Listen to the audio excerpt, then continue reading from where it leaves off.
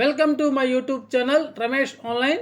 AP ఉద్యోగులు మరియు పెన్షనర్ల pending బిల్లులు చెల్లింపులకి 7,000 కోట్ల రూపాయల నిధులు విడుదల. ఆ వివరాలు ఏంటో ఒకసారి ఈ వీడియోలో చూసేద్దాం.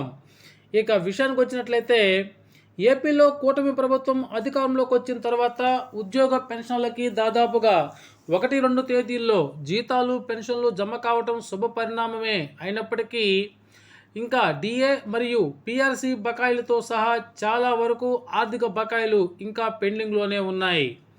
కూటమి ప్రభుత్వం ఏర్పడిన తొలినాళ్ళలో ఈ పెండింగ్ బకాయిల విలువ 25,000 కోట్ల రూపాయలకు పైగా ఉన్నదని అప్పట్లో కూటమి ప్రభుత్వం శ్వేతపత్రం కూడా విడుదల చేయడం జరిగింది.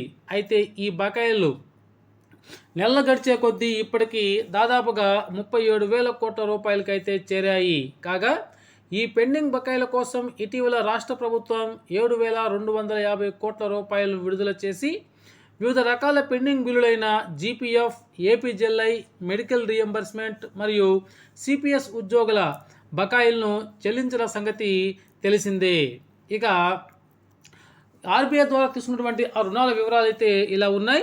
1,000 కోట్ల రూపాయలని 7 సంవత్సరాల కాల పరిమితికి, అదేవిధంగా 2,000 కోట్ల రూపాయలని 9 సంవత్సరాల కాల పరిమితికి, మరో 2,000 కోట్లు 10 సంవత్సరాల కాల పరిమితికి, 1,000 కోట్లు 11 సంవత్సరాల కాల పరిమితికి, మరో 1,000 కోట్లు 12 సంవత్సరాల కాల పరిమితికి, అనగా 7,000 కోట్ల రూపాయలు అయితే నిధుల సమీకరణ అయితే చేయటం జరిగింది. ఈ విధంగా ఆర్బీఐ నిధుల వేల ద్వారా ప్రభుత్వము 7,000 కోట్ల రూపాయల నిధుల సమీకరించినటువంటి ఈ నేపథ్యంలో ఈ తరహా రుణాల వల్ల ప్రజలపై భవిష్యత్తులో పన్నుల భారం పెరగనుంది. వడ్డీలు చెల్లించేందుకు ప్రభుత్వ ఖజానాపై మరింత ఒత్తిడి పడుతుంది. కానీ రాష్ట్రంలో నెలకొన్న వేతనాల్లో జాప్యం, పదోన్నతుల్లో విళంబం, పిఆర్సీ అమలు, డిఏ బకాయిల చెల్లింపు వంటి ఉద్యోగుల ప్రధాన సమస్యలకు మాత్రం ఇంకా పరిష్కారం అయితే కనిపించట్లేదు. అదేవిధంగా ఇక్కడ మనం చూసినట్లయితే ప్రభుత్వం ఉద్యోగుల హక్కులను పక్కన పెట్టి సంక్షేమ పథకాలకి ప్రాధాన్యత ఇస్తోందని విమర్శలు ఉద్యోగ సంఘాల నుంచి వెలువడుతున్నాయి.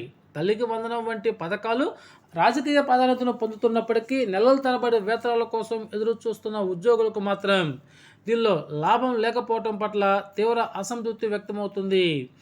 అయితే కూటమి ప్రభుత్వం వచ్చినప్పుడు 2025 జనవరిలో ఉద్యోగులకు సంబంధించి దాదాపు 2,250 కోట్ల పెండింగ్ బకాయిల్ని, అదేవిధంగా ఒక నెల ఆగిన తర్వాత అంటే ఫిబ్రవరి ఆగిన తర్వాత మార్చిలో మరో 5,000 కోట్ల రూపాయలు అయితే పెండింగ్ బకాయిలను చెల్లించిన సంగతి తెలిసిందే.